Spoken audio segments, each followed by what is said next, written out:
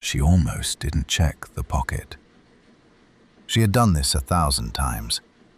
11 years of Tuesday laundry. 11 years of finding gas station receipts, loose change, a forgotten breath mint still in its wrapper. The ordinary debris of a shared life. She almost didn't check. But she did. Natasha was folding her husband Peter's jeans, the dark ones he wore on casual Fridays, when her fingers touched paper in the front left pocket. She pulled it out without thinking, glanced at it the way you glance at something you already expect to recognize. A receipt from a bakery. $40.62. One custom birthday cake. She read it again, slowly this time. The bakery was not one she knew. The neighborhood, she didn't recognize that either. And the date, March 14th. Natasha's birthday is in September. She stood very still. Not frozen, still. The way a person goes still when their body understands something before their mind has caught up. The washing machine was running. She could hear it. That low, familiar hum she had heard in this laundry room for 9 years. The smell of detergent. The pale blue walls she had chosen herself. The small window above the machine, where the evening light came through, had exactly this angle. Every Tuesday. Everything exactly as it always was. Except for the piece of paper in her hand. Her mind moved quickly, the way minds do when they are trying to find an exit from a thought they do not want to finish. Maybe it was old. Maybe it was from a colleague's birthday at work. Maybe there was a perfectly ordinary explanation that she simply hadn't thought of yet. She thought of every one. And then, in the specific, quiet, devastating way that truth arrives when you have run out of alternatives, she thought of none. March 14th. A birthday cake. A neighborhood 40 miles from this laundry room. A bakery she had never heard Peter mention. A birthday she was not invited to. She stood there for a long time. Long enough for the washing machine to finish its cycle. Long enough for the evening light to shift in the window. Then she did something that, looking back, she says changed everything that followed. She smoothed the receipt flat, folded it carefully, and placed it back into the front left pocket of his jeans. Exactly as she had found it. She finished the laundry. She made dinner. She set the table for 2. And when Peter came home and asked how her day was, she smiled and said, "Fine." What followed over the next 90 days was one of the most methodical, deliberate, and devastating investigations a woman has ever conducted inside her own marriage. This is her story. Natasha and Peter met in their late 20s at a work conference, the kind of meeting that sounds almost too clean in retrospect. 2 name tags, 1 hotel lobby bar, 1 conversation that lasted until 2 in the morning. They married 3 years later. Small ceremony, backyard of her parents' home. He cried at the altar. She has a photograph of it. Him, eyes wet, hands gripping hers, and she says she has not been able to look at it since. 11 years. That is how long their marriage lasted before the receipt. By every visible measurement, it was a stable life. Peter worked in logistics, regional manager, decent salary, regular travel. Natasha worked as an occupational therapist. No children together, though they had discussed it. A house in a mid-sized city. 2 cars. A shared streaming password. A calendar on the refrigerator with both their schedules written in different colors. She knew his schedule better than her own. Or she believed she did. Because Peter, for 6 of those 11 years, had been living a second life. Not a flirtation. Not an affair in the traditional sense. Hotel rooms, deleted texts, guilty silences over dinner. A second family. A woman, we will call her the other party because she may not have known the full truth either. An apartment, shared and furnished, 40 miles from the house with the calendar on the refrigerator. And 2 children. 2 children who called Peter Dad. The youngest was 4 years old at the time of the receipt. Natasha did the math later. She said doing the math was the worst part.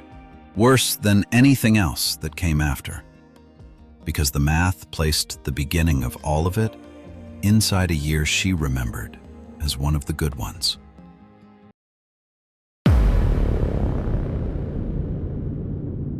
Here is what Natasha did not do.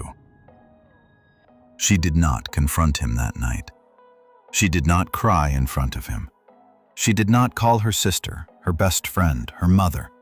She did not post anything online. She did not search his phone while he slept.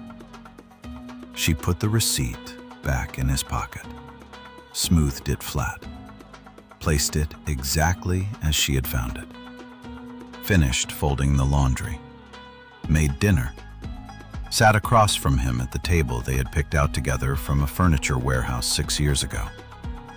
She watched him eat. She listened to him talk about his day. She laughed at something he said.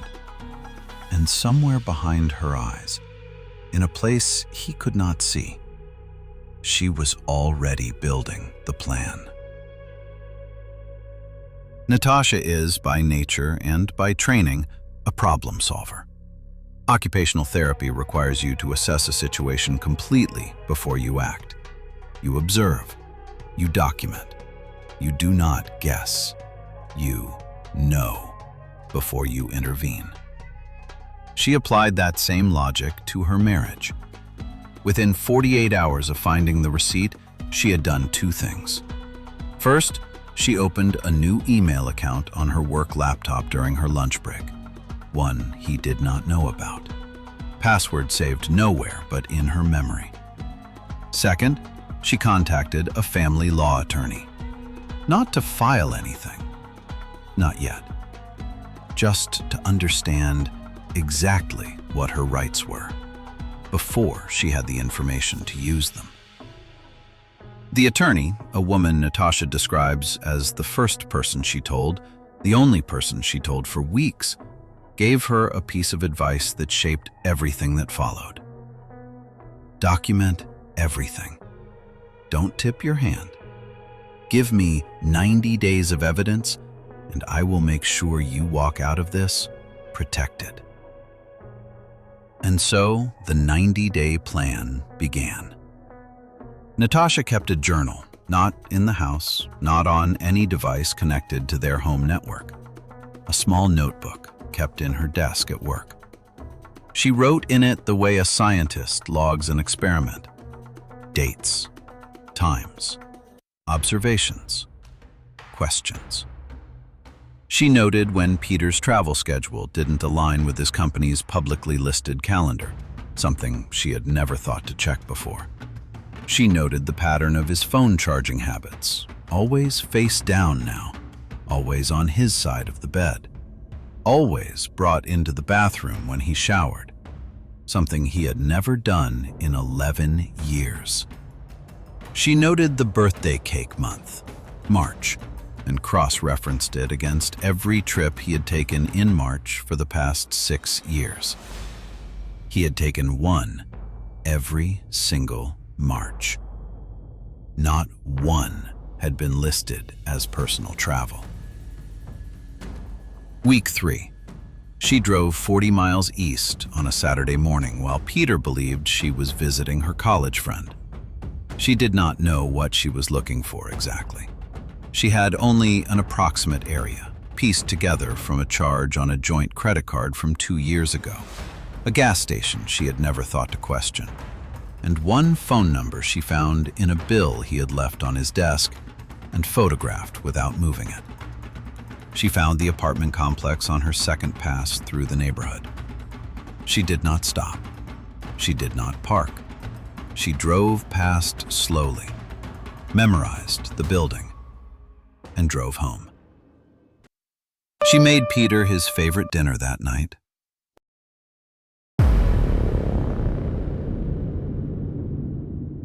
Over the following weeks, Natasha built a file.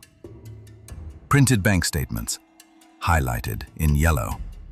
Recurring transfers, small enough not to catch the eye, large enough to furnish a second life. Grocery runs in zip codes she did not recognize. A pediatric clinic charge from 3 years ago. 2, actually. Different months. 2 children. She had suspected it by then, from the apartment, from the calendar of March trips, from the cake. But seeing the pediatric charges in black and white, dated, itemized, she said that was the moment it stopped being a theory. She cried exactly once during those 90 days. In her car, in the parking structure of her office building, at 7:15 in the morning before anyone arrived. She gave herself 12 minutes. Then she went upstairs and saw her first patient. She did not cry again until it was over. People who hear this story often ask, how? How did she sit across from him every evening? How did she sleep in the same bed? How did she function? She has answered this question. She says, I knew something he didn't. For the first time in 6 years, I had the information. I had the power. And I was not going to waste it by being emotional before I was ready. By day 60, her attorney had been updated 3 times. The file was organized, copied, stored in 2 physical locations, neither of which was the house, and 1 secure digital location. By day 75, the legal paperwork was drafted and ready. By day 89, she had moved money, legally, carefully, as advised, into an account in her name only. On day 90, she set the table for dinner.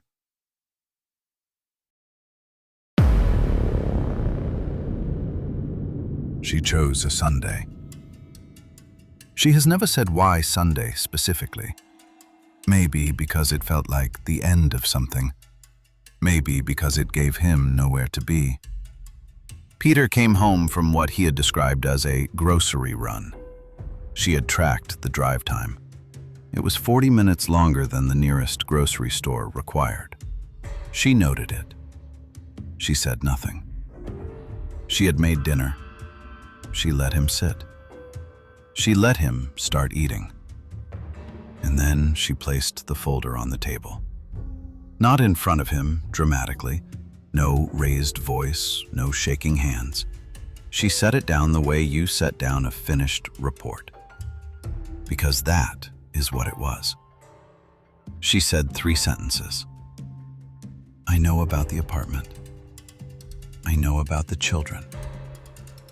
My attorney has already been retained, and everything in that folder is already in her possession. She has described the silence that followed as the longest of her life. Longer than the laundry room, longer than any of the nights in between.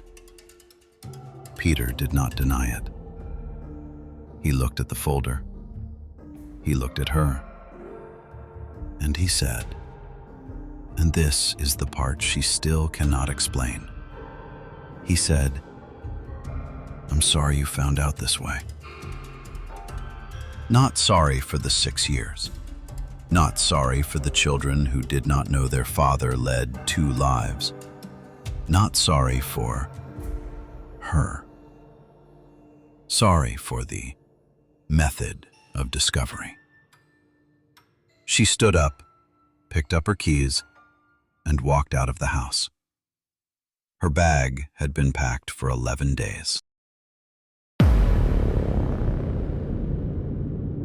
Divorce proceedings began within the week.